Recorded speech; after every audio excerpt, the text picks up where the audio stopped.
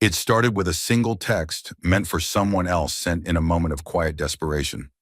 A struggling single father, a newborn daughter, and a message that should have been ignored, but wasn't. What followed wasn't luck. It wasn't charity. It was something deeper, something that would unfold across state lines, time, and memory. Sometimes the smallest mistakes lead us exactly where we need to be. If you believe in second chances, quiet heroes, and the unseen kindness that still exists in this world, you're in the right place. Take a moment to subscribe so you don't miss these deeply human stories. Stories that just might stay with you long after they end. Now, let me tell you what really happened. What? A struggling single dad texted the CEO by mistake, asking for help to feed his infant daughter. The last can of baby formula sat on the kitchen counter like a ticking clock. Jack Morgan stood in the doorway, arms crossed, staring at it as if it might multiply if he looked long enough. Ella's cries echoed down the hall, insistent, rising in pitch with every minute he didn't appear with her bottle. He wiped his hands on his jeans that hadn't fit right since he'd lost weight he didn't have to spare, and walked back into the nursery. His daughter lay red-faced in her crib, fists clenched, cheeks damp. Jack scooped her up gently, whispering, "I know, sweetheart. I'm working on it." He cradled her with practiced ease, pacing the narrow room, as if motion might soothe them both. The shelves were tidy, he kept them that way, but the neatness didn't hide the scarcity. One last clean bottle, one scoop left in the can, and no money in the bank until Friday. If nothing changed tomorrow night, he'd be feeding her water and prayers. Jack had been a proud man once. Not boastful, he didn't care for show-offs, but proud of earning his keep, of being someone his neighbors could count on. A reliable hand, an honest mechanic, a husband until cancer stole that title from him. Now he was just trying to hold together what was left. He set Ella down in her bouncer chair, popped in a pacifier, and returned to the kitchen. The formula sat where he'd left it, stubbornly unreplicated. He glanced at his phone. No new deposits, no alerts, just silence and static. Then he remembered something. The drawer, third one down in the old side table near the garage door. Jack walked to it, pulled it open. Loose batteries, expired coupons, an old key with no door, and there it was, folded in yellowed, nearly forgotten, a receipt from 7 years ago, handwritten across the back. "Jack, if you ever need anything at all, call me. I owe you. Daryl 91 Sarnavi 8417. He'd almost tossed it a dozen times. He hadn't.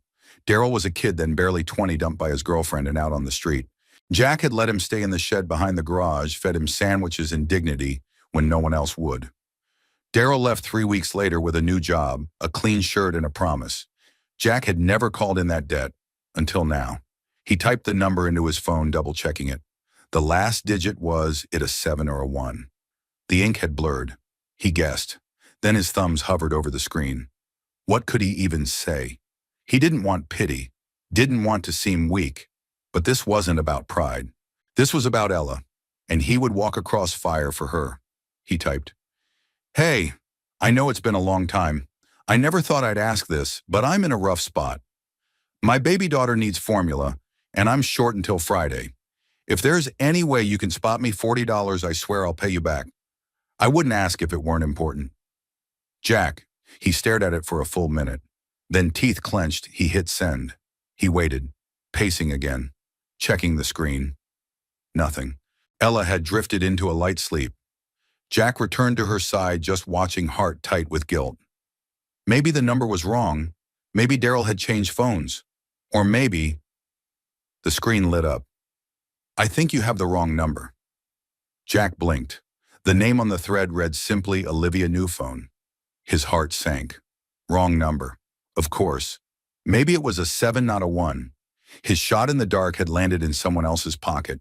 He typed back, "Sorry. I thought this was someone I helped out years ago. I must have misread the number. Please ignore." He turned the phone face down on the counter and pressed his palms against his temples. This was stupid. He shouldn't have asked. He should have just figured something out. A minute passed, then 2. The phone buzzed again. "Wait, are you saying you helped someone and they gave you this number to call in case you ever needed help?" Jack frowned, hesitated, then typed, "Yeah. Guy named Daryl. I gave him a place to stay once when he was in bad shape. I never asked for anything. But now, I've got a baby. I'm out of formula, and I'm tired of pretending I can handle everything alone. There was a long pause. Jack could feel the silence pressing through the walls. Then another message. How old is your daughter? He stared at the question. Should he even answer? 6 months? Her name's Ella. What's your address? Jack's brow furrowed. Who was this woman? Why was she still texting? He hesitated. Was this a scam, a setup? Then he looked at Ella again, her tiny fists, her trusting breath. He typed the address, hit send, then immediately regretted it. No reply came. The next morning, Jack heard a knock on the door. It was barely 8:00 a.m. On his porch sat a sealed brown box. No delivery label, no name. He opened it. Inside were 2 cans of top-quality formula, a pack of diapers, and a folded card. No signature. Just a note in graceful feminine handwriting. I'm not the person you were trying to reach, but I think you reached someone you were meant to. Take care of your daughter. I'll take care of the resto. Jack stared at it, breath caught in his chest. He didn't know who O was, but in that moment it didn't matter. For the first time in months, someone had seen him, not judged, not walked away, just helped.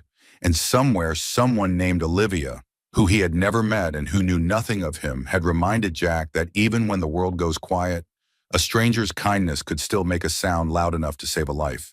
The phone buzzed once, then fell still on the oak nightstand.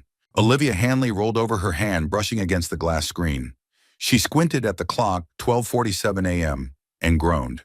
She'd told herself this weekend at the Vermont cabin would be a true escape. No emails, no fires to put out. Just trees, snow, and silence. She didn't recognize the number. Area code from New Jersey. She almost set the phone back down, but the message preview caught her eye. Hey, I know it's been a long time. I never thought I'd ask this, but I'm in a rough spot. She sat up straighter, the chill from the window seeping through the flannel sheets. She unlocked the phone and read the full message. Her brows pulled together as she scrolled slowly over the words. A father, a baby, a request for $40. She'd seen all sorts of messages in her years as CEO pitches schemes, even blackmail. But this was different. There was no link, no account number, no demand. The message was quiet, earnest, too human to be written by a scammer. Still, she typed, I think you have the wrong number. She waited a beat, then put the phone down. It buzzed again. Sorry, I thought this was someone I helped out years ago. I must have misread the number. Please ignore. Olivia stared at the ceiling. The wind rustled outside the cabin. In the firelight, shadows danced along the knotty pine walls. She could have gone back to sleep. Should have, but she didn't. Instead, she opened the message thread again, reread the apology. There was no follow-up, no desperate plea. Whoever he was, he hadn't meant to burden her. That in itself was rare. She tapped her screen again, then typed, Wait, are you saying you helped someone and they gave you this number to call in case you ever needed help? The reply came slower this time. A pause, then, Yeah, guy named Daryl. I gave him a place to stay once when he was in bad shape. I never asked for anything. But now, I've got a baby. I'm out of formula. And I'm tired of pretending I can handle everything alone. Olivia held the phone to her chest for a moment. There were people in the world who would rather break than bend. She knew she'd been one of them. For years, she clawed her way up, refusing to ask for help. That instinct born of pride or fear she couldn't say. But this man, whoever he was, had chosen his daughter's well-being over his pride. And that meant something. She typed again. How old is your daughter? 6 months. Her name's Ella. Ella. There was something unbearably tender in that name. Short, bright, like hope pressed into 2 syllables. She hesitated, then sent, What's your address? She half expected him not to reply. But a moment later, the address came through. A modest street in a tired New Jersey neighborhood. She recognized the zip code not far from where one of her warehouses used to be. Olivia stared at the address as if it might reveal more. She tapped her finger against her lip, debating. Then she got up, threw on her wool cardigan, and padded barefoot to the small kitchen at the back of the cabin. There she opened her laptop. She hadn't planned on using it this weekend, but some things didn't wait. She placed an online order formula diapers, a few essentials. She selected overnight delivery and added a handwritten note option. It asked for a name. She left only an initial O. The next evening, Olivia stood outside on the porch cradling a mug of tea, snow falling in hushed flurries around her. The pine trees behind the cabin swayed gently, their outlines soft under the twilight. Her phone buzzed. A message. She hadn't expected one. "Thank you. I don't know who you are, but you didn't have to do that. You didn't even ask for anything back. Thank you." She smiled, though her eyes prickled with something unexpected. She typed slowly, "You're welcome. Take care of Ella. The rest, let it work itself out." Then she slid the phone into her coat pocket and stepped further out onto the porch. For the first time in weeks, maybe months, she felt the weight in her chest shift. Lighten. There was something about helping someone who couldn't repay you. No spotlight, no charity write-off. Just kindness. She wasn't sure why she'd sent the package. Maybe it was because she remembered a winter long ago when her foster mother couldn't afford formula and watered it down to stretch it until a stranger knocked at their door with a box. No explanation, no return address. Olivia had never forgotten that day. The milk had tasted sweet, not because it was flavored, but because it was enough. Now maybe she'd become someone else's version of that stranger. She looked up at the snow-blurred sky and whispered, "Wherever you are, thank you. I finally paid it forward." Back inside, Olivia sat at the fire, her hands warming around the mug. She didn't know the man's name yet. Didn't need to. He had a baby named Ella and a tired honesty in his voice. That was enough to remind her that not all things that fall apart have to stay broken. There were second chances, even in the smallest, strangest ways. She stared into the flames, the note she'd written still echoing in her mind. "Take care of your daughter. I'll take care of the rest." For tonight, that was enough. Jack didn't sleep much that night. Even after feeding Ella with the new formula, richer, smoother than the store brand he usually bought, his body remained rigid alert. The unopened diapers, the fresh pacifiers, the handwritten note that now sat tucked into his kitchen cabinet, they should have brought relief, but they brought questions too. And Jack Morgan was a man who didn't like questions without answers. He held Ella long after she fell asleep, rocking gently in the worn armchair by the window, his mind running in circles. Who sends supplies to a stranger who signs a note with just an O? A scam artist wouldn't drop a box off without asking for something. There'd be fine print, a catch, but there had been none. Jack stared out at the streetlight outside his window. Snow was beginning to gather again on the cracked pavement. He shifted Ella in his arms and whispered, "What do you think, huh? Think we just met a guardian angel." Ella snored softly, completely unimpressed by the miracle. At 6:17 a.m., with sunlight beginning to dilute the gray sky, Jack did something he rarely allowed himself. He texted back, "I never got your name, but I wanted to say thank you. I don't get help like that. Ever." He watched the message go through finger, hovering above the screen. He wasn't expecting a response. In fact, part of him hoped there wouldn't be one. Let the mystery be. Don't push your luck. But the reply came less than a minute later. "I'm Olivia." That was it. Simple. No last name, no title. Jack swallowed hard. The name didn't ring a bell.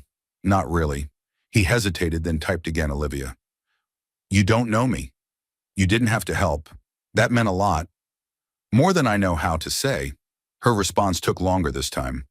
"I know I didn't have to, but sometimes doing the right thing doesn't need a reason.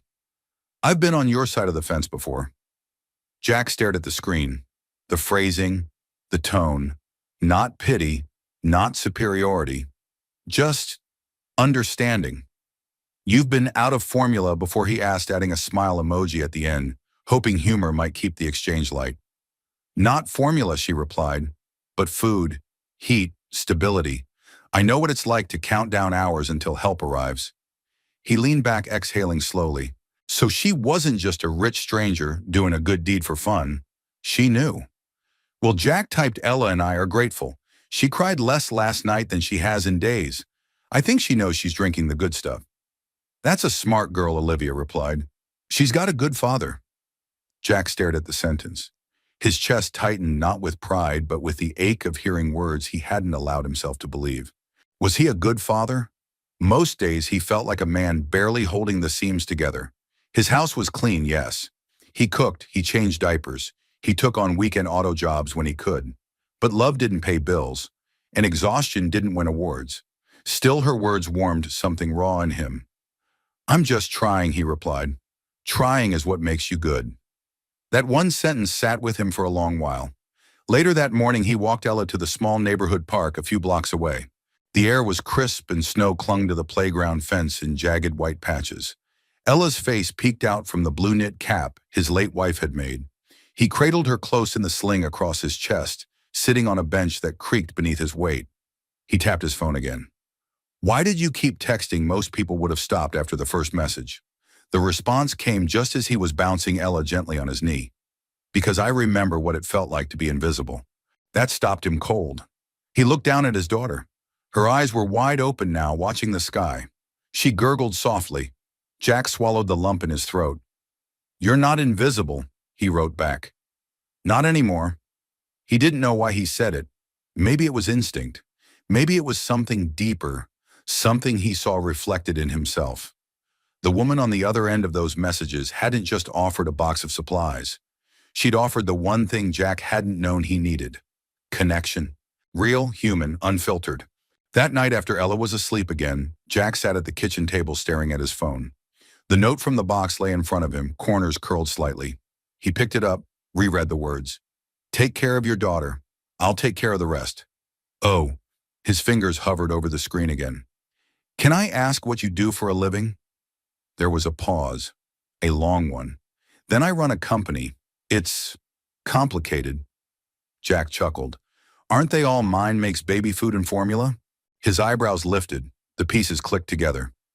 "Wait, you're that Olivia Hanley?" "Yes." He blinked, sat back in his chair. The Hanley nutrition label was on the very can he'd just fed to Ella. Jack exhaled. Somehow the image he'd built in his mind, a kind down-to-earth woman who helped a stranger because she'd once been one, didn't match the glossy CEO profiles he'd occasionally seen on TV. But maybe that was the point. Maybe the world didn't need more polished people. Maybe it needed more quiet kindness. He smiled. "You're full of surprises, Olivia Hanley. You have no idea," she wrote back.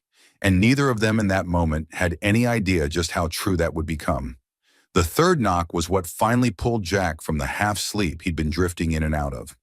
It was just past 8, too early for deliveries and too late for emergencies. He rubbed his eyes, instinctively checked on Ella, still asleep in her crib, one chubby arm thrown over her head like a tiny queen in repose, then moved toward the front door. He opened it to the sharp bite of morning air.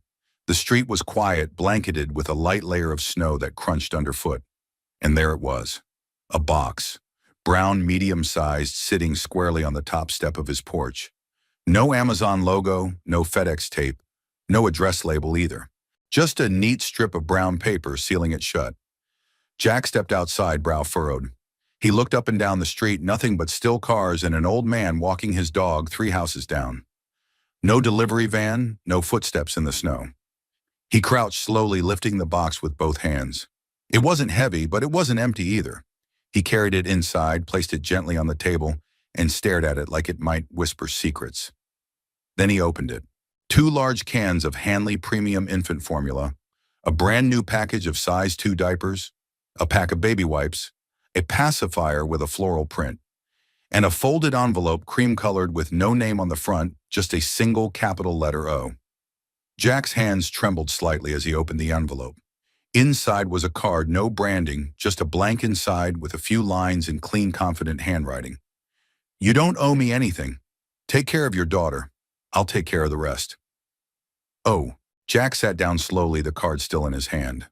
The room was silent, except for the low hum of the refrigerator and the faint, familiar creak of the old heater kicking on. He didn't know what emotion to land on: relief, awe, suspicion, gratitude. Maybe it was all of them. Maybe that's what it felt like when the world just for a moment didn't forget you existed. This wasn't charity. It didn't feel like pity. It felt intentional. He looked over at Ella's room. She was stirring now, her coos starting to rise like the beginning of a song. He smiled. "Looks like your fairy godmother came through," he whispered. Later that morning, Jack made a bottle with the new formula. The texture was smoother, the smell richer. Ella took it with wide-eyed approval, her tiny hands gripping the bottle like it was treasure. Jack watched her drink with the same reverence one might offer a sacred ritual. For the first time in weeks, he wasn't calculating ounces against his next paycheck, and yet, it still gnawed at him. Who was Olivia really, not just in name or title, but in heart? What kind of person received a text from a stranger and responded not with silence or skepticism, but with help? He opened his phone and tapped the message thread. "Olivia, I got the package. Thank you isn't enough," she replied within a minute. "You're welcome. I'm glad it got there before the snow picked up." Jack paused. Her tone was warm, not forced, not distant. He typed, "You didn't have to do all that. I keep trying to figure out what kind of person just does that." "The kind who once had someone do it for her," she answered. Jack read the sentence 3 times. He could feel her in the words, not just the meaning, but the memory behind them. He didn't ask for more. He didn't need to. Instead, he replied, "You've made things better here than you realize." Ella's sleeping deeper, smiling more. It's like she feels the difference. "Babies are good at sensing safety," Olivia wrote. "I wish someone had told me that when I was little." Jack leaned back in the chair, letting her words wash over him. There was something in her tone, bittersweet, almost hidden, that made him wonder what kind of childhood she'd had. But he didn't press. He respected boundaries. Always had. Instead, he said, "You've done more than enough. I hope someone's doing the same for you." "They aren't," she wrote. "But maybe that's the point. Maybe I get to be the one doing it now." Jack stared at the message, the weight of it settling into his chest like a truth he'd always known, but never spoken. Maybe the people who'd walked through fire came out the other side with a kind of responsibility. Maybe kindness wasn't something you owed. Maybe it was something you passed along. He took a picture of Ella, cheeks full and eyes bright, holding her new pacifier. He sent it to Olivia. "This is who you helped." There was a pause. "She's beautiful," Olivia responded, "and lucky." Jack didn't reply immediately. He stared at Ella's photo on the screen, then back at the real thing sleeping now in the crook of his arm. "I think I'm the lucky one," he finally typed. There was no response right away. But that was okay. Some conversations didn't need constant words to feel full. That night, after putting Ella down for bed, Jack sat at the table with a pen and paper. He wasn't sure what he was writing yet, a letter maybe. Something real, not typed, not fast, just human. He began, "Dear Olivia, I didn't know people like you still existed, the kind who hear a stranger's voice and choose to listen instead of turning away. The kind who don't ask questions before they give. I've spent months feeling invisible, but now for the first time in a long time I don't. You reminded me that maybe there's still light at the edges of this world. Thank you for seeing me, for seeing Ella, for reminding me that not everything is broken. With gratitude, Jack." He folded the letter, unsure if he'd ever send it, but writing it made something shift inside. Tomorrow he thought he'd start fixing the broken heater in the spare room. Maybe repaint Ella's nursery, and maybe, just maybe, he'd let himself hope. Because someone out there had reminded him in the quietest, kindest way possible that hope was still allowed. Jack's phone buzzed as he was elbow deep under the hood of a rusted-out Subaru. It was a weekend gig off the books, $50 cash for a basic battery swap and belt replacement. He didn't usually take side work on Sundays, but since Ella had slept through the night and the forecast called for sun, he figured it was worth the strain. He wiped his hands on an old rag, glanced at the screen. A new email. Subject line, order confirmation, Hanley Nutrition. His brow furrowed. He hadn't placed any new order. He tapped it open with a grease-stained thumb. "Dear Jack Morgan, thank you for your continued trust in Hanley Nutrition. As a valued customer, your shipment has been processed and delivered. We hope you and your child are enjoying our premium infant blend. If you have any questions, please don't hesitate to contact us. Hanley Nutrition Customer Care Team." Jack stared at the words. Continued trust shipment. It was a system-generated message clearly tied to the box Olivia had arranged. Somehow his name had been added to a customer list, but he'd never entered it, never placed an order. He flipped the hood down and stood in the driveway, the morning air suddenly colder than before. Hanley Nutrition. That was Olivia's company. He remembered her saying it in a message almost offhand. But what kind of CEO personally sent out formula or left handwritten notes? He hadn't thought much of it then, but now the puzzle pieces tugged at the edge of his attention. Back home after feeding Ella and putting her down for her nap, Jack sat at the kitchen table with his laptop open. He'd inherited the ancient Dell from his late brother. It groaned every time it powered on, but it worked. He typed Olivia Hanley into the search bar. The results popped up instantly. There she was, smiling on magazine covers, flanked by other executives at conferences delivering TED-style talks about sustainable nutrition and early childhood wellness.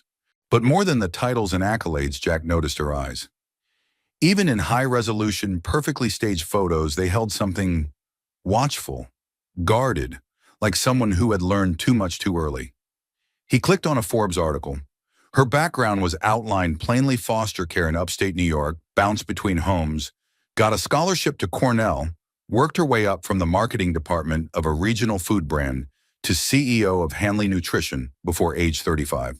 Now 38, she was one of the youngest women to lead a top 5 nutrition company in the U.S. He leaned back, exhaling slowly. That was the woman who sent formula to a stranger at midnight, no assistant, no PR team, just her. Jack rubbed his chin. It didn't add up. Or maybe it added up in a way that was rare, uncomfortable even. A CEO who hadn't forgotten what it felt like to be hungry. And yet what stayed with him most wasn't the article or the accolades or the sharp suits she wore in every image. It was the tone in her messages. No trace of superiority, no savior complex. Just someone who had been where he was and knew how much that mattered. He opened their message thread again. His last message had been the photo of Ella. Her reply still sat there. She's beautiful and lucky. He hadn't said anything since. But now he typed, I just realized who you are. I saw the email confirmation from Hanley. Then I looked you up.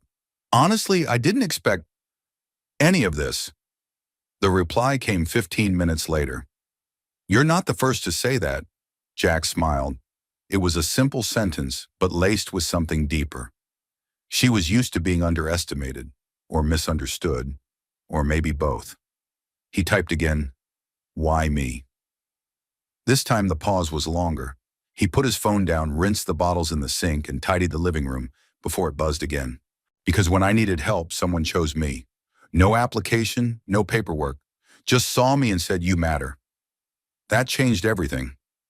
Jack sat with the phone in his palm. He remembered a similar moment years ago when an old man at the auto shop had handed him a paid tuition slip for a 6-month certification course. I see something in you, son, the man had said. Jack had never told anyone, but that one act had given him the skills to support his family, at least until his wife got sick. Then I'm honored to be part of your chain, he wrote, and I won't break it. There was no response right away, but it didn't feel unfinished. That evening, Jack took Ella for a walk around the neighborhood. He liked the dusk hours, the way the world quieted down just before dinner, the sound of sprinklers clicking, the smell of someone grilling onions a block over. As they rounded the corner, a neighbor, Mrs. Harrell, stepped onto her porch and waved. She's getting so big, she said, smiling at Ella. Too fast, Jack replied. She's already plotting her escape, I can tell.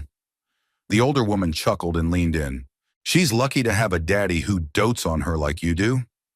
Jack offered a soft smile, the compliment brushing against something still fragile inside. Lucky. People kept saying that. Maybe it was true, but maybe he was the one being rescued more than he realized. That night after Ella had gone down easy, Jack sat at the table and looked at the unopened email again. He hovered over the sender's name, Hanley Nutrition, and clicked reply. He kept it short. To whom it may concern, I just wanted to say thank you. The shipment you sent made a world of difference for my daughter. If there's any way I can pay this forward, be part of your outreach, I'd be honored to know more. Sincerely, Jack Morgan. He hit send before he could second-guess himself. Then he looked down at the small piece of paper Olivia had written, the one with the letter O still taped inside the kitchen cabinet. A reminder that even when life falls apart, sometimes a stranger reaches through the rubble and hands you a light. And that light has a name. Now he knew it, and he wasn't going to let it fade. The fire crackled softly in the Vermont cabin, sending waves of warmth against the cold windows. Olivia sat curled in a blanket on the leather armchair, her laptop resting on her knees, open but untouched. The email from Jack, simple, sincere, and completely unexpected, sat at the top of her inbox waiting for a response. If there's any way I can pay this forward, be part of your outreach, I'd be honored to know more. She reread the line for the third time. He wasn't asking for more help. He wasn't trying to ride a wave of sympathy. He just wanted to give back. It was the kind of gesture she rarely saw anymore, especially not from people who had every right to be asking for more. Her cursor hovered over reply, but something tugged at her. A thought. A thread loose dangling somewhere at the back of her mind. Jack Morgan. That name. She tilted her head and stared out the frost-ringed window, her breath slowing. There was something familiar there, like a song she used to know, but couldn't quite hum. And then it came. Suddenly. Sharply. 15 years ago, early fall. She had been 23, fresh out of grad school, driving her dying Toyota Corolla through central New Jersey. She had taken the scenic route, hoping to catch some breath before her first real job interview, entry-level marketing at a local food distributor. The car had made it 90 miles before the front tire blew. She had no spare, no cell signal, and absolutely no clue what she was doing. She remembered pacing the side of the road, panic rising in her throat. No money, no friends nearby, just her and the crows overhead mocking. And then him. A beat-up blue pickup truck had pulled over. A man stepped out, mid-30s, tall, with a quiet, kind presence. He didn't talk much, just nodded, took out a jack, and within 20 minutes had changed the tire and topped off her radiator while she stood there hugging herself in embarrassment. She had tried to offer him the $40 in her wallet. He had refused, smiling just once. Just get where you need to go. And when you're in a position to help someone else, remember today. She had written it down in her journal that night in a motel room. Not the man's full name, just the words, Jack Auto Shop, red flannel, quiet kindness. She hadn't thought of it in years. But now goosebumps rose on her arms. She sprang from the chair and crossed to the corner bookshelf. It was there, tucked between old copies of Harvard Business Review and a worn binder of product launch data, her old journals. She flipped one open, fingers trembling slightly, scanned until she saw the words. Ocotillo 12th, New Jersey. Jack, garage owner. Fixed my car, wouldn't take money. Said, when you're in a position to help someone else, remember today. I will. God, I will. She sat back hard, breath caught. It was him, Jack Morgan, the same man who texted by accident, the same man holding a baby girl in his arms and trying to stay afloat, the same man who had already saved her once and didn't even remember. The cabin spun gently around her. The fire snapped behind her like punctuation. She had thought she was paying forward someone else's kindness, but she was repaying his. The next morning she walked through the snow-dusted woods near the cabin, needing air. The branches above her stretched like aching limbs toward the pale sky. Her boots crunched in steady rhythm, but her thoughts scattered with every step. She debated telling him. Part of her felt it would embarrass him, or worse, make him feel like he owed her something. But the other part felt like he deserved to know that his one small kindness 15 years ago had lived on, that it had bloomed quietly in 100 other acts that followed. Her foundation, her food donation programs, even the Hanley Hope clinics that had launched last year in rural counties, born of her memory of what it felt like to have nothing. And he was the seed. Back at the cabin, she opened her laptop and stared at Jack's name again. She didn't reply to the email right away. Not yet. Instead, she opened the internal platform for the company's upcoming campaign, Real Families. Real Stories. It was her personal initiative highlight, ordinary people making extraordinary choices for the sake of their children. She scrolled through the applicant list, then paused. Her assistant had quietly submitted a nomination on her behalf, Jack Morgan. She hadn't even known. There he was, a picture of Jack holding Ella in a sling outside a neighborhood park. He wasn't smiling in the traditional sense, but there was something radiant in the way he looked down at his daughter. Complete presence, complete love. Her heart clenched. She clicked approve on his nomination. Then, hesitating only a second, she added a note. This applicant is a priority. I'd like to reach out personally. OH. Meanwhile, back in New Jersey, Jack opened his email to find a new message with a subject line that read, "You've been selected." He nearly deleted it, thinking it was spam. But then he saw the sender, Hanley Nutrition. He clicked. Dear Mr. Morgan, We are honored to inform you that you have been selected as a feature family for our upcoming campaign, Real Families, Real Stories. We believe your journey as a father reflects the kind of strength and integrity that inspires others. As part of this recognition, we would like to invite you and Ella to our headquarters in New York for a feature interview photography session and a small token of appreciation for sharing your story. Please reply if you are interested. Travel and accommodations will be arranged at no cost to you. Jack read it once, then twice. He leaned back in the chair and let out a soft, incredulous laugh. "You're not going to believe this, kiddo," he whispered, turning to Ella, who was lying on a blanket chewing one of her socks. "We're going to New York." He didn't know what awaited him there, but for the first time in years, it felt like something was opening, not falling apart, but falling into place. And somewhere far away in a cabin tucked into the woods, Olivia closed her laptop with a quiet smile. The circle had begun to close. The letter from Hanley Nutrition sat on Jack's kitchen table for the better part of a day. He'd read it 5 times, carefully, like someone trying to spot a hidden condition buried in the fine print. Each time the words stayed the same, gracious, respectful, almost reverent: an invitation, a flight, a hotel room, and a promise that nothing was expected in return except his presence and a bit of time. Jack had seen enough of the world to know that gifts usually came with strings. But this didn't feel like that. Still, the old voice in the back of his head, the one he thought he'd buried when Ella was born, whispered doubts.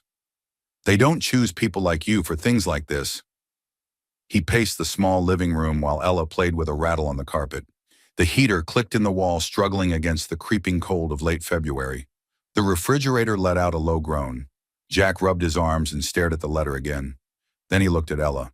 Her face was round with contentment, her eyes fixated on the little pink elephant in her hand. She had no idea that life was hard, that the world didn't always offer second chances.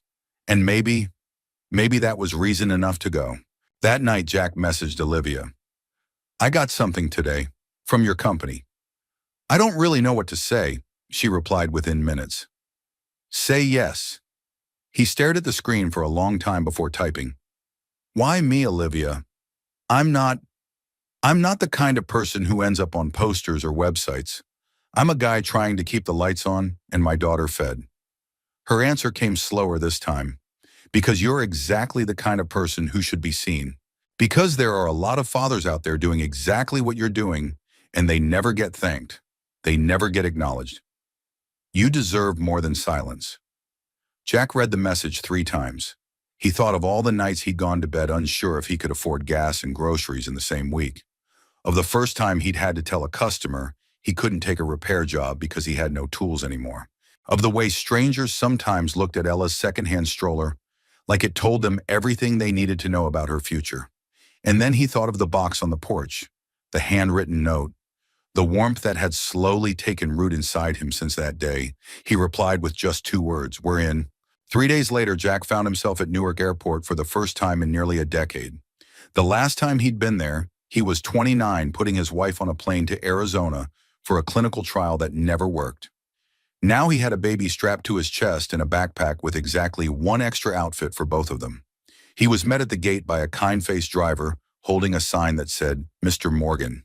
That alone made him laugh. He couldn't remember the last time anyone had called him Mr. without an overdue notice attached. The car was black, sleek, and smelled faintly of leather and lavender. Jack sat stiffly at first, unsure what to do with his hands. But Ella, comfortably nestled against him, cooed and tapped at the window as Manhattan unfolded outside. He couldn't lie, it was impressive. Big buildings, bright banners, streets alive with motion. It had a pulse all its own. They arrived at a boutique hotel in Soho, where a suite had been reserved under his name. The bellhop tried to take his bag, but Jack insisted on carrying it himself. He didn't need help. He needed to feel grounded. Still, when they opened the door to the sweet, king-sized bed crib, already waiting in the corner, a welcome basket filled with baby essentials and handwritten note that read, "We're honored you're here." His throat tightened. This wasn't pity, it was dignity. The next morning, Jack and Ella arrived at the Hanley Nutrition headquarters on the Upper West Side. The building was a towering glass structure, modern but welcoming, the lobby filled with soft light and gentle colors. A receptionist greeted him with warm eyes and a quiet, "We've been expecting you." He was ushered into a studio space where a small production team set up lights and mics with gentle professionalism. Nothing flashy, nothing forced. Just people who looked him in the eye and asked how Ella liked the formula. Jack answered all their questions honestly, how fatherhood had changed him, how he'd lost his job after the garage closed, how Ella had saved him in 1,000 small, silent ways. He didn't perform. He didn't pretend. He just spoke. When the shoot wrapped, one of the marketing directors handed him a bottle of water and said, "You speak like someone who remembers what matters." He wasn't sure what to say to that, so he just nodded. Then came the moment he hadn't expected. A private meeting. "Miss Hanley would like to meet you if you're comfortable," the assistant said, gesturing to a quiet lounge room nearby. Jack hesitated. He hadn't seen her in person. Not yet. Only the messages. Only the name. He adjusted Ella on his hip, took a breath, and walked in. The room was quiet. Floor-to-ceiling windows overlooked the park, and sitting there, poised, calm, hands folded in her lap, was Olivia Hanley. She stood when he entered. No fanfare, no business smile, just her. "Hi, Jack," she said softly. "It's good to finally meet you." Jack nodded, his throat too tight for words at first. "This is Ella," he managed, his voice lower than usual. Olivia's eyes warmed. "She's even more beautiful in person." They stood in silence for a beat longer than necessary. Then Olivia gestured to the couch. "Please sit. I know this has been a lot." He sat slowly, still holding Ella, who looked between them with curious eyes. "I wanted to thank you," Olivia said in person, "for being part of this campaign, for showing up, for being who you are." Jack smiled, tired but sincere. "Honestly," he said, "I don't know what I'm doing here. But I think maybe it's where I need to be." Olivia nodded. "So do I." And though neither of them said it aloud, something shifted between them in that quiet room, a recognition, an understanding that ran deeper than gratitude or charity. This wasn't the end of a story. It was the beginning of one. Jack couldn't decide if he was more relieved or unnerved by how easy Olivia was to talk to. She didn't speak like a CEO. She didn't act like one either. No flashy jargon, no prepackaged sound bites. Just a woman in a soft blue blouse and jeans, her sleeves casually rolled up, her hair tied back in a loose twist. She looked tired but not unkempt, polished but not untouchable. More than anything, she looked human. They sat in the lounge for nearly half an hour. Olivia asked gentle questions about Ella, her sleep habits, her favorite toy, how teething was going. Jack answered as best he could, and somewhere along the way, the nervousness in his gut began to ease. She wasn't evaluating him. She wasn't interviewing him. She was just listening. Still, he kept catching himself watching her too closely, wondering why she felt familiar in ways he couldn't quite place. Something about the cadence of her voice, the way she paused before speaking, as if measuring each word for weight rather than impact. At one point, Olivia looked at Ella, now snoozing in Jack's arms, pacifier bobbing gently, and smiled in a way that made her entire face soften. "She trusts you completely," Olivia said quietly. Jack glanced down at his daughter, then back up. "Yeah," he murmured, "which terrifies me sometimes." Olivia's eyes met his, steady and understanding. "That's how you know you're doing it right." Jack chuckled, low and tired. "You're full of those one-liners, aren't you?" She grinned, a little embarrassed. "Years of branding and ad copy. It seeps in." That broke the ice more than anything else had. Jack relaxed into the couch, adjusting Ella on his chest. So he said after a pause, "Do you meet all the families who show up for your campaigns in person? Or am I a special case?" Her lips twitched at the corners, but her tone was honest. "You're special." The words hung in the air just long enough to feel weighty before she added, "Mostly because you didn't ask for any of this. You didn't reach out for help. You reached out to a friend, and somehow you ended up here." Jack looked down. "Still feels like I don't belong." "You do," she said with quiet certainty. He glanced at her again, searching. "Why do I get the feeling this isn't just about the campaign?" Olivia hesitated. She hadn't told him yet. About the memory, about the roadside, about the way his quiet kindness years ago had been the spark that lit the fire she'd spent her career building. It wasn't time. Not yet. The moment was too tender, and she didn't want it to turn into something that would make him feel small. He didn't need to be told he had changed someone's life. He needed to believe he could change his own. Instead, she said, "Sometimes the world sends the right people back to you when you least expect it." Jack raised an eyebrow. "That sounds suspiciously like fate." "Maybe," she said with a half smile. "Or maybe just timing." Before either could say more, Olivia's assistant knocked gently on the door and stepped in. "Sorry to interrupt, but the media team needs Mr. Morgan for a quick photo session before lunch." Jack stood adjusting Ella, who blinked awake, and gave a soft whimper before snuggling against his chest again. "I'll see you after," he asked. "If you'd like to," Olivia replied. "I would." He left the room and Olivia remained seated, her eyes fixed on the doorway he'd just passed through. She'd told herself she wouldn't get attached, that this was just about making things right, about giving someone a platform who deserved it. But there was something about Jack, something steady and weather-worn, something deeply decent that kept drawing her in. He hadn't changed much.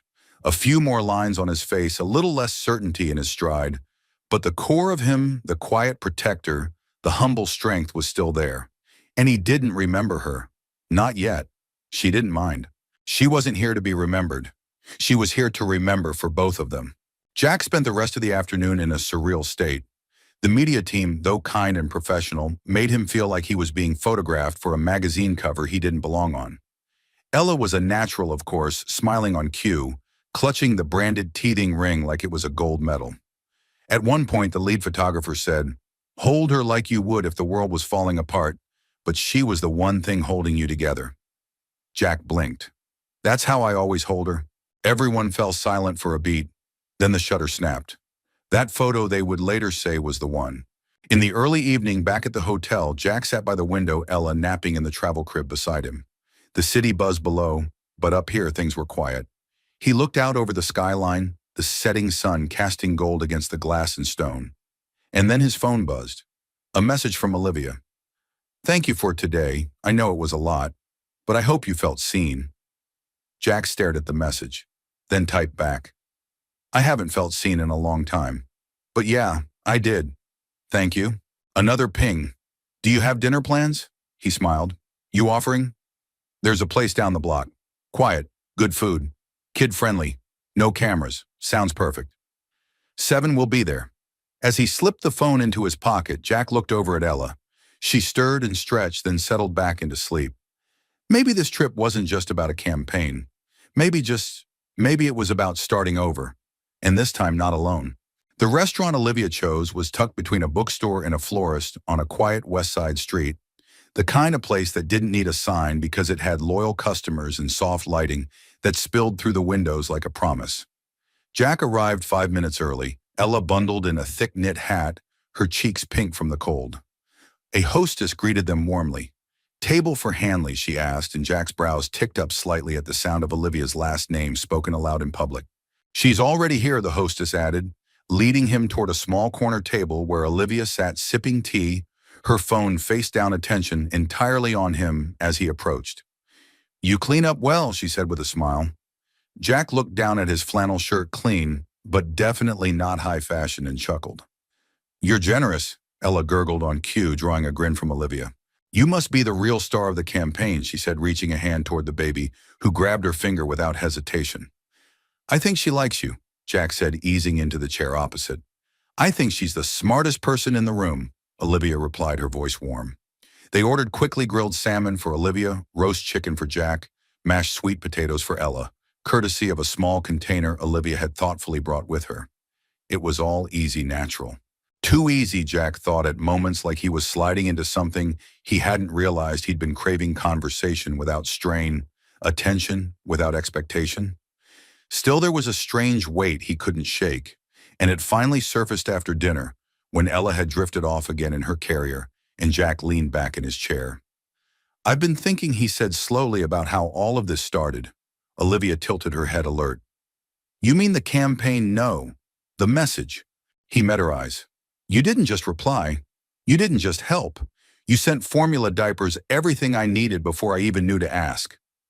That wasn't a random act of kindness. That was personal." Olivia didn't answer immediately. Her fingers curled lightly around her teacup. And then Jack continued, voice lower. "There's the way you've handled this whole thing. How you've made sure I never felt like a charity case. How you talk to me like we've met before. Still no response. But something shifted in her expression, a flicker of hesitation. Jack leaned forward slightly. Have we? Olivia hesitated. Do you believe in full circles? She asked. Jack blinked. Like fate. Like cause and effect, with a long delay, she replied. Like maybe something small you did for someone a long time ago comes back when you least expect it. Jack's gaze sharpened. You're saying I did something for you? She smiled gently. You don't remember. That's okay. A beat passed. Then another. Finally, Olivia said, 15 years ago, I was 23. Fresh out of grad school. Lost in the middle of nowhere, New Jersey. Car broke down on the side of the road. I had no spare, no signal, no money, just panic. Jack's brows drew together. You pulled over in a beat-up blue pickup, Olivia said, her voice soft now. Didn't ask questions. Changed my tire. Topped off my radiator. You wouldn't take $1. You just said, when you're in a position to help someone else remember today. Silence fell like snow. Jack sat frozen, his mind swimming backward. The memory was faint, but it was there, an exhausted young woman in a pencil skirt and heels, waving frantically from the shoulder of a two-lane road. He hadn't thought about it in years, hadn't known her name. That was you, Olivia nodded. I never forgot. Jack leaned back slowly, the revelation pressing into his chest like a tide he hadn't seen coming. I didn't think twice, he said. That day, I mean. I did, she replied. That night I stayed in a motel and wrote your name in my journal.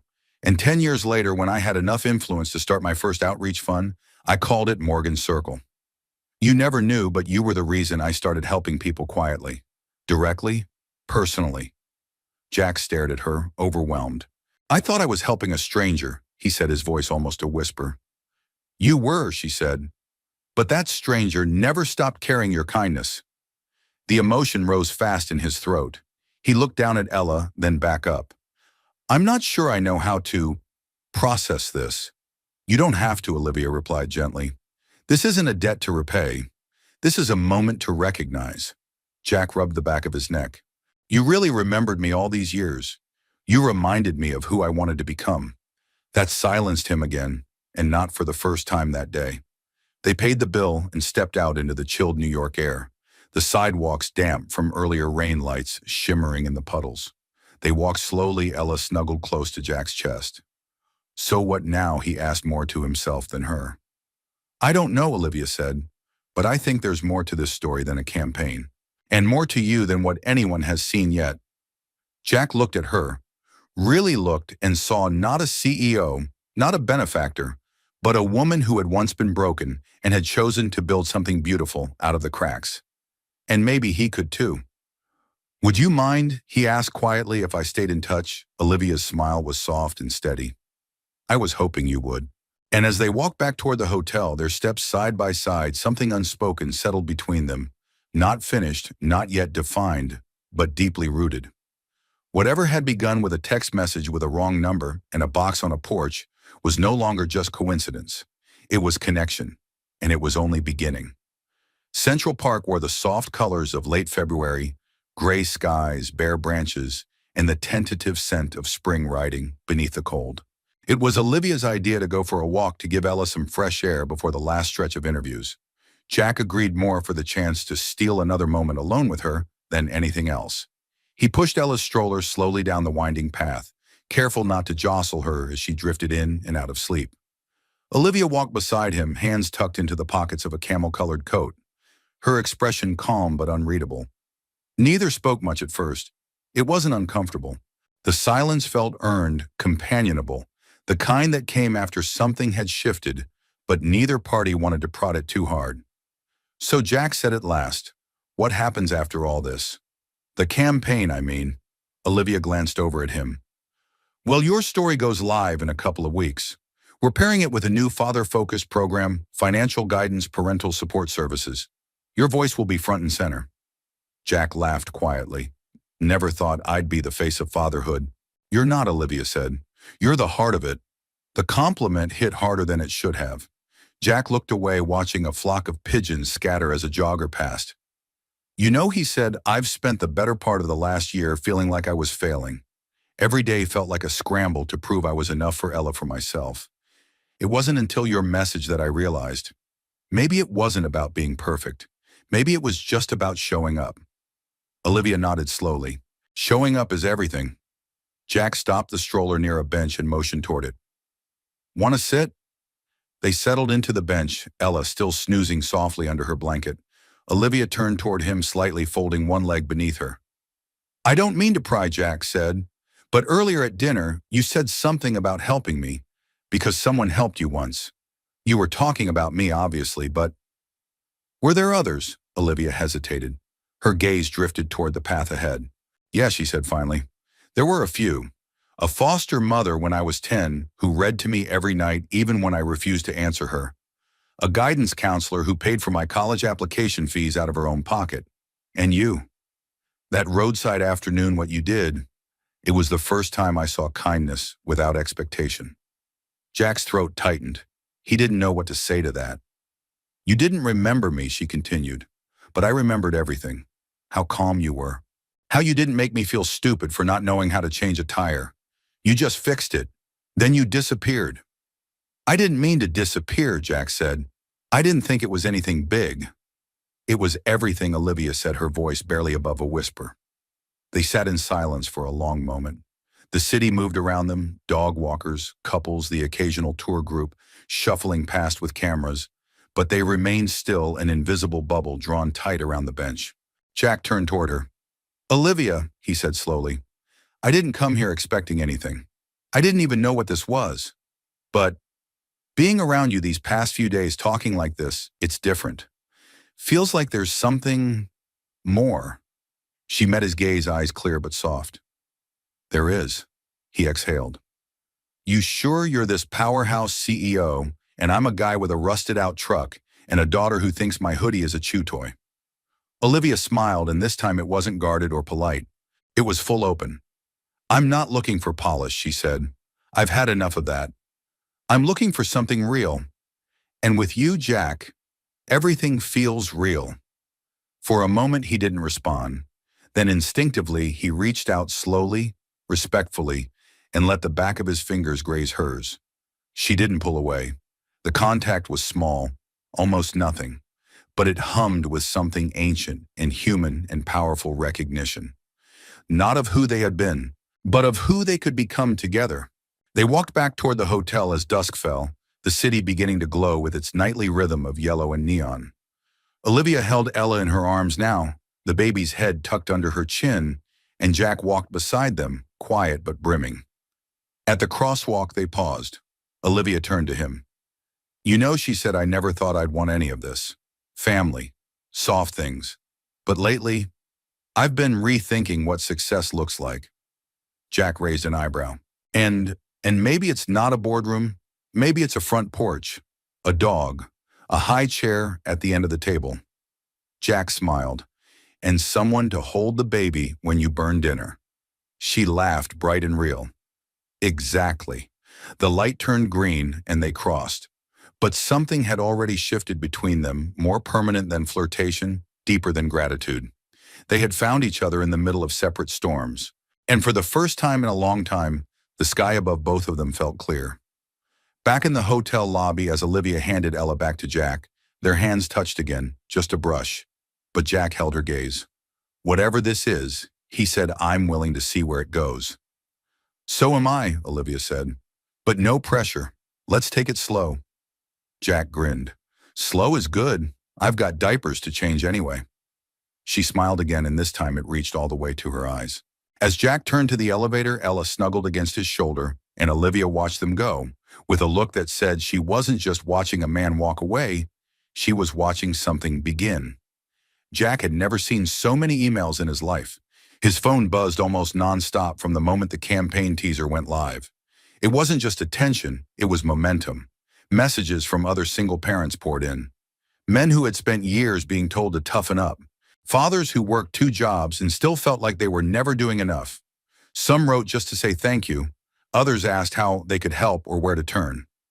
Jack read each one slowly, carefully. He responded when he could with the same humility he'd always lived by. He didn't feel like a role model. He still wrestled with money exhaustion, self-doubt. But now he knew something that changed everything. He wasn't alone. In the middle of it all came another email, this time directly from Olivia. Jack, I've been thinking. What would you say to coming on board in a more permanent way? Not just the campaign, something longer term. We're launching a new fatherhood outreach program, Real Stories, Real Support. I'd like you to be the face of it, and the voice behind it. It wouldn't be corporate. You'd help shape the tone, guide the content. We'll train you, support you, whatever you need. No pressure. But I think you're the kind of man people want to hear from. Let me know what you think. Olivia. Jack stared at the screen for a long time. Then he set the phone down, stood from the couch and paced. It sounded incredible. The kind of opportunity that didn't just fall from the sky. And yet, there was something terrifying about it. He'd spent so long keeping things small, manageable. The idea of stepping into the spotlight, even for a cause he believed in, felt like trying on clothes 2 sizes too big. Ella sat on the carpet nearby, chewing on a block and babbling to herself, completely unfazed. Jack ran a hand through his hair. What if he wasn't enough? What if he failed in front of all those people? What if he embarrassed Olivia? He almost typed, "Thank you, but I can't." But something stopped him. Instead, he stepped outside. The air in New York had softened. The chill was still there, but spring was whispering in the breeze. Jack walked a block, then 2, pushing Ella in her stroller. He found a park bench near a patch of daffodils just beginning to bloom. A man with a toddler on his hip passed by and nodded. Jack nodded back. Then a woman jogged past with a stroller and gave him a thumbs up. He blinked, surprised. Did they recognize him from the campaign trailer, maybe? Or maybe it was just a little more visibility, now people seeing single dads as more than background players. He pulled out his phone again and scrolled through the messages. One caught his eye. Jack, my son's mother left when he was 2. I've been raising him alone ever since. Your story made me feel seen for the first time. I didn't even know I needed that. Thank you. Jack exhaled emotion catching somewhere beneath his ribs. He looked down at Ella, who grinned up at him through milk-stained lips. Think Daddy can do this? He whispered. Ella blew a raspberry. Jack laughed. That settled it. He met Olivia in the corner cafe 2 blocks from headquarters. The same table, the same gentle lighting. She was already there when he walked in, laptop open, a mug of tea steaming beside her. When she saw him, her face lit up, not the curated media smile, but the one that came only when she forgot to guard it. Hey, she said, standing to greet him. Jack didn't sit right away. He stood there for a moment, hands in the pockets of his coat, gaze steady. I want to say yes, he told her, to the offer, but only if I can do it the way I know how. Olivia raised an eyebrow. Define that. I'm not polished. I don't have media training. I'm not a brand. You're a voice, she said, and a heart. The rest we can work with. Jack nodded slowly. Then I'm in, she smiled. Good. Because I already drafted your first blog post title, Fatherhood, the Job with No Sick Days. Jack chuckled. That's scarily accurate. They sat, talked, planned. By the time they finished, 2 hours had passed and the sun had begun to slide behind the buildings outside. Can I ask you something? Jack said, pausing as she packed up her laptop. Of course. Why me beyond the tire? Beyond the message? Why did you let this become something personal? Olivia looked at him for a long time. Because you remind me of everything I forgot when I started chasing success, she said softly. You grounded me. You made me remember why I started. And somewhere along the way, you made me feel like I didn't have to carry the whole world alone. Jack said nothing for a moment. Then you don't. Their eyes held. And somewhere beneath the words, between heartbeats and hesitant smiles, something unspoken but undeniable moved closer to becoming real. That night, Jack returned to the hotel and drafted his first blog post. He wrote slowly, carefully, his words raw but sincere. No one trains you for this. There's no manual for holding a screaming baby at 2 a.m. while the power's out and the fridge is empty. No script for pretending you're not scared when you are. But if you're reading this and you're tired and you're worried you're not enough, I want you to know something. You are. You're showing up. That counts more than you think. It did for me. He hit save, then looked over at Ella, asleep now in her portable crib, her fingers curled into tiny fists. His world wasn't perfect, but it was growing. And for the first time in a long time, he wasn't just surviving. He was choosing to stay, to build something bigger than fear, to begin again. The event hall shimmered with soft gold lighting and understated elegance. No stage lights, no flashing cameras, just warm wooden floors, floor-to-ceiling windows and round tables filled with families, community leaders and staff. The first annual Voices of Real Families gathering had begun. Jack stood behind the curtain, adjusting the collar of his borrowed blazer. He hadn't worn a suit in nearly a decade, and even now this one belonged to the wardrobe department, neatly pressed and a half-inch too short in the sleeves.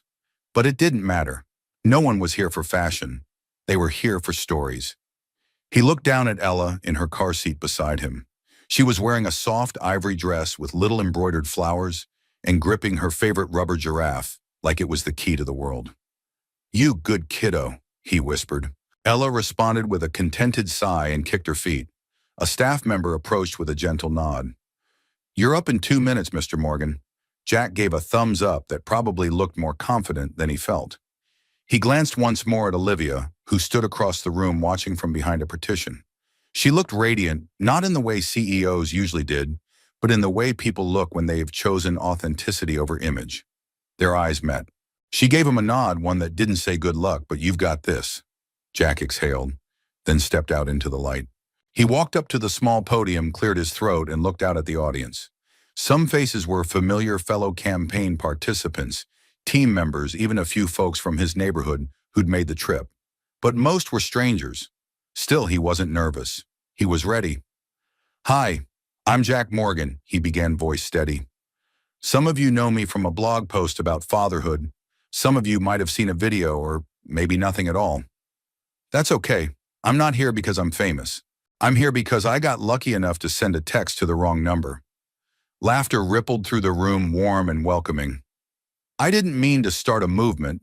I meant to borrow $40 to buy formula. But what I found instead was something I thought I'd lost hope." He paused, let the silence land. "I'm not a hero. I'm just a guy who's had to figure things out one day at a time. Who held a baby through nights when I couldn't sleep and stood in grocery store aisles doing math with a calculator app. I've messed up. I've doubted myself. I've wondered if I'm enough." He looked down at Ella, now wide-eyed and alert. "But I keep showing up. That's the job. That's the magic. Not being perfect. Just showing up." He scanned the crowd, locking eyes with a young dad in the second row, a woman holding a child in the back, an older couple dabbing their eyes. "I'm here today because one stranger believed in me. She didn't ask for proof. She didn't need a backstory. She just heard someone trying, and she answered." He looked toward Olivia, who met his gaze with quiet intensity. "Her name is Olivia Hanley. You probably know her as the CEO of this company. But I know her as something much more important, the person who reminded me that kindness still exists, that second chances can start with the smallest acts, and that sometimes, just sometimes, the people we help end up saving us." The applause was quiet at first, then it built steady and genuine until it filled the room. Jack didn't bow. He just stepped away from the podium, picked up Ella, and held her close. The rest of the evening passed in a warm blur, handshakes, hugs, soft music, the clinking of glasses. Jack had never been part of anything like it. Not a wedding, not a fundraiser, not a corporate gala.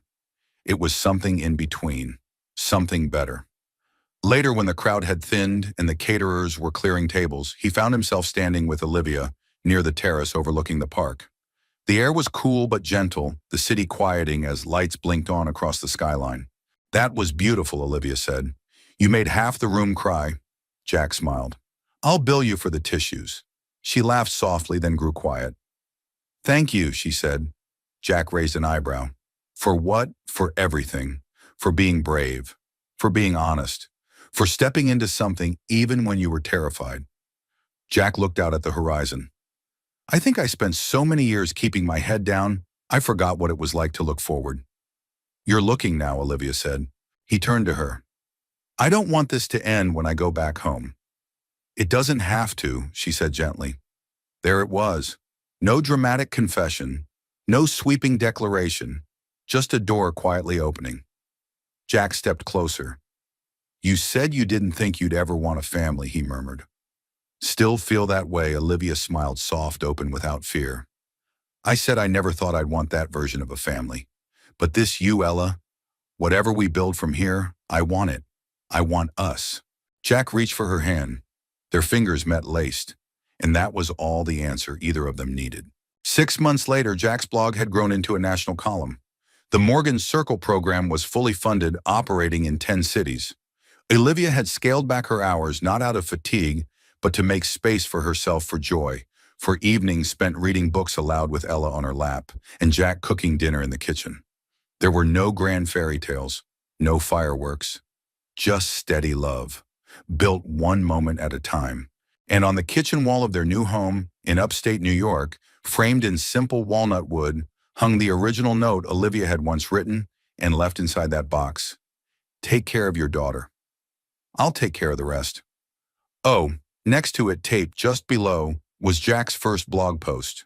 Between them hung not just paper but a story, of a wrong number, of a forgotten kindness, of two lives that collided not by chance, but by grace.